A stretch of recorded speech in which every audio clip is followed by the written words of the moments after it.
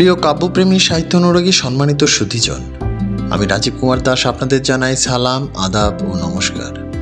আজ আপনাদের সামনে হাজির হয়েছি আমার স্বরচিত কবিতা বিহঙ্গী রোদন নিয়ে।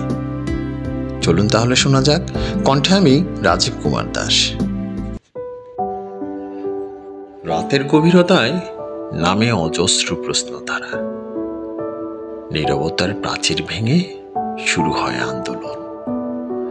মনের গহীনে উকি দেয় কিছু বেনামি সুখ, অযাচিত যাতনায় কিছু আর্তনাদ, বিহঙ্গী বেদনে।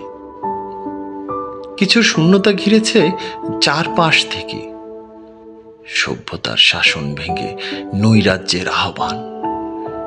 আমারই মাঝে জেগে ওঠা আরেকটা আমি, কিছু আলাপন আর কিছু গণিতের হিসেব।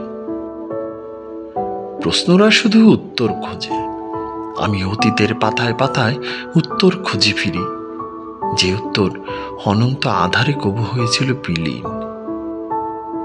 অভিমানী উত্তর আজও খুঁজে পায়নি তার দেহ।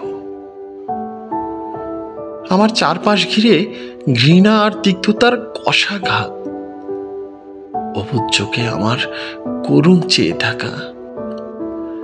বিষাক্ত গ্লানির অর্ঘে ওরা আমায় করেছিল বরণ, নীরবতার সুরে তা করেছে গ্রহণ সানন্দে।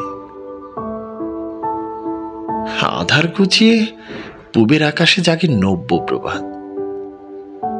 প্রশ্নগুলো ঝাপসা হতে হতে শুভ্র আবায় অদৃশ্যে মিলায়। জীবনের আঘাতে খণ্ড বিখণ্ড টুকরোগুলো গুছিয়ে নেই, শান্ত পবন স্থানে অবশেষে হয়ে উঠি পরিপূর্ণ। নিজেকে গুটিয়ে নিয়ে অতঃপর মেতে উঠি আরেকটি দিনের সূচনায়।